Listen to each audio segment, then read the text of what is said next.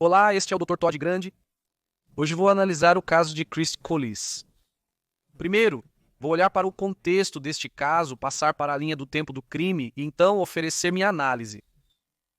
Chris Collis nasceu em 22 de setembro de 1967 e viveu no estado de Illinois. Há alguma confusão com o nome dele na mídia. É escrito Christ, mas o T é mudo, então ele pronunciava seu nome, Chris. Aos 19 anos, Chris iniciou a faculdade de medicina. Na década de 1990, ele se mudou para Nashville, Tennessee, para fazer residência em cirurgia plástica na Universidade Vanderbilt. Ele iniciou seus treinos no Tennessee no fim dos anos 90. Chris ficou famoso por frequentemente utilizar publicidade em cabines de banheiro. Isso poderia ter levado a um problema devido às associações que as pessoas fazem. Por exemplo, quando as pessoas sentiam uma urgência para evacuar, elas pensavam em Chris Collis. Talvez ele tenha pensado que, assim como o assento do vaso sanitário, seu rosto poderia deixar uma impressão duradoura. Anunciar em cabines de banheiro poderia render slogans criativos. Você está pronto para eliminar o excesso de gordura corporal? Ligue para o Dr. Collis. Você já está perdendo peso extra. Por que não manter o ritmo? E quando terminar com o número 2, ligue para o seu cirurgião número 1. Em março de 2000, Chris Collis iniciou um relacionamento amoroso com Lisa Renee Buchanan. Lisa nasceu em 1970 e cresceu em Dayton, Ohio. Ela se casou com Steve e teve uma filha, Jessica. Os sonhos de Lisa para sua vida eram maiores do que sua realidade atual. Ela sonhava em ser uma estrela de cinema e escrever roteiros. Como um passo em direção aos seus objetivos, ela começou a modelar. Lisa se divorciou de Steve e foi para Nashville em busca de fama e glória. Inicialmente, ela deixou sua filha Jessica com Steve. O relacionamento romântico que Lisa tinha com Chris estava de acordo com seu desejo de estrelato. Um aspecto crucial da atração era a grande fortuna de Chris. Ele pagou muitas das despesas de Lisa. Nos próximos 5 anos, o casal teve um relacionamento instável que era baseado principalmente em Lisa recebendo dinheiro e Chris recebendo sexo. O romance foi tumultuado e eventualmente envolveu o uso de drogas. Chris e Lisa usavam Demerol, que Chris conseguiu ilegalmente. Em maio de 2002, quando o casal estava morando em Kentucky, Chris decidiu ir para uma clínica de reabilitação de uso de substâncias, mas Lisa permaneceu na casa onde eles estavam morando. Um parente foi verificar como Lisa estava em casa, preocupado com sua segurança. Lisa estava em péssimas condições. Ela tinha várias infecções nos locais de injeção. Ela estava gravemente debilitada e em um estado mental alterado. Lisa foi hospitalizada e tratada. A polícia investigou o ocorrido. Lisa disse a eles que Chris a injetou com Demerol para mantê-la, citando agradável e nua, fim de citação. Chris foi acusado de várias ofensas, mas Lisa se recusou a depor contra ele. No final, ele foi condenado apenas por fornecimento ilegal de drogas. Você recebeu liberdade condicional. Além dessa condenação, Chris encontrou outro problema em 2002. Ele admitiu relações sexuais com 2 pacientes, violando a ética profissional. Sua licença foi suspensa e ele se mudou para Chicago, Illinois. Apesar de Lisa afirmar que Chris foi responsável pelo seu uso de Demerol, quase a matando, eles se reconciliaram cerca de 6 meses depois. Chris pagou um apartamento para Lisa. Ficava em Franklin, Tennessee, a cerca de 21 milhas ao sul de Nashville. Chris viajava regularmente de Illinois para Tennessee para fazer sexo com Lisa. Em 2003, o estado de Illinois emitiu a Chris uma licença probatória. Ele estava praticando medicina apesar de ter sido condenado por um crime grave em Kentucky.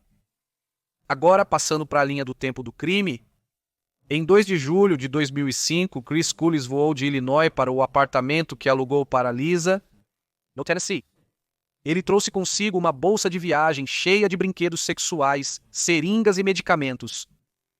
2 dias depois, em 4 de julho de 2005, às 2h22 da tarde, Chris ligou para o 911. Ele disse ao operador que Lisa havia parado de respirar. Chris realizou a ressuscitação cardiopulmonar enquanto os socorristas estavam a caminho. Lisa foi levada para um hospital onde foi declarada morta. Aqui está na história que Chris forneceu à polícia. Ele havia viajado para o Tennessee para ter várias sessões de sexo maratona com Lisa. No dia 4 de julho, enquanto assistia Piratas do Caribe em seu quarto, Lisa ligou para Chris dizendo que não se sentia bem. Quando ele entrou no quarto, ele notou que os lábios de Lisa estavam azuis. Ele deu um tapa nela, depois a moveu para o chão da sala para realizar a ressuscitação cardiopulmonar. Em outra versão, Chris contou que Lisa desmaiou na sala de estar. Não houve menção de ir primeiro ao quarto. Eis o que a polícia descobriu durante as investigações. Lisa tinha oxicodona, hidrocodona e Xanax em seu sistema. Médicos creem que a oxicodona a matou, porém essa conclusão foi posteriormente questionada. Lisa tinha 6 feridas de perfuração na virilha, consistentes com injeções por agulha. As feridas estavam alinhadas, sugerindo um grau de precisão. O apartamento da Lisa estava cheio de drogas e seringas. Na bolsa de Chris, a polícia encontrou uma agulha de 18 calibres, do mesmo tamanho da usada para injetar Lisa. Usando uma câmera de 8 milímetros, Chris gravou 2 horas de contato romântico com Lisa.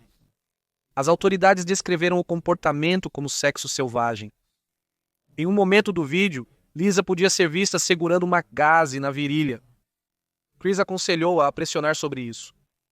O vídeo não capturou Chris injetando Lisa. Apesar disso, a polícia acreditava que ele fez. Com base na lei do Tennessee, se uma pessoa injeta outra com drogas e causa a morte, ela pode ser acusada de homicídio em 2º grau.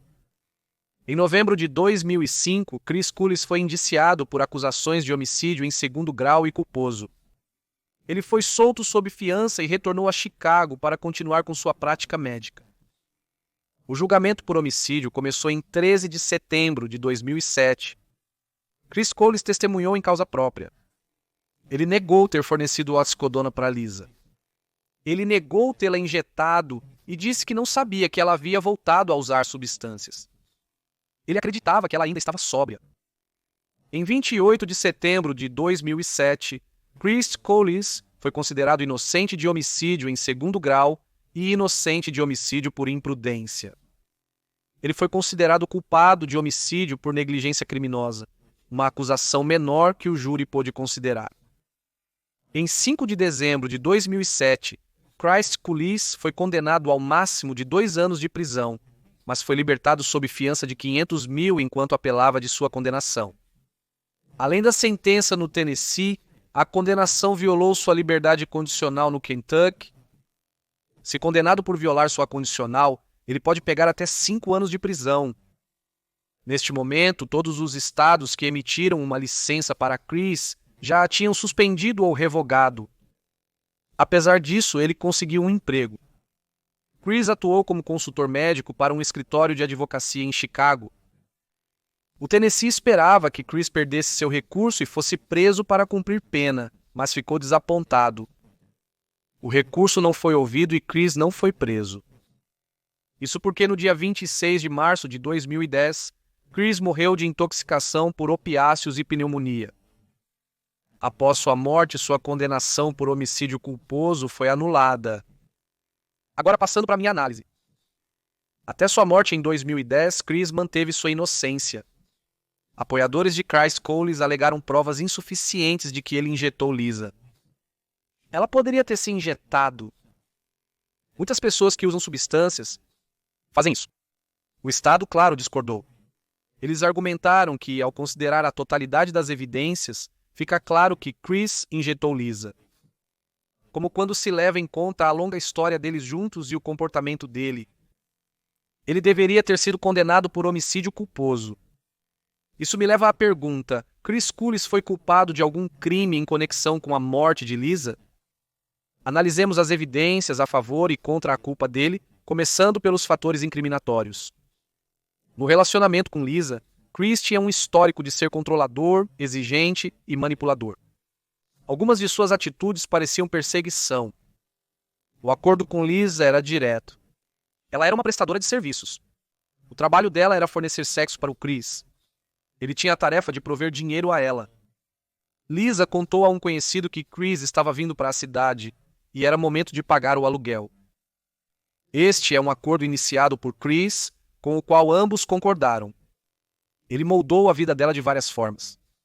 Ele realizou várias cirurgias plásticas em Lisa, incluindo aumento de seios. Ele pagou pelo apartamento dela, que continha brinquedos sexuais. E em 2002, durante um incidente no Kentucky envolvendo Demerol, Chris pode ter causado o vício de Lisa. Isso deu a ele ainda mais controle sobre ela. Este incidente também demonstrou que Chris injetou Lisa. Se ele fez isso em 2002, é razoável pensar que ele poderia ter feito isso em 2005. Durante o incidente em julho de 2005, Chris estava no apartamento de Lisa para fins sexuais. Ele trouxe uma bolsa de viagem cheia de brinquedos sexuais e medicamentos para disfunção erétil. No apartamento, a polícia encontrou uma grande quantidade de seringas e drogas à vista, mas Chris disse que achava que Lisa ainda estava sóbria.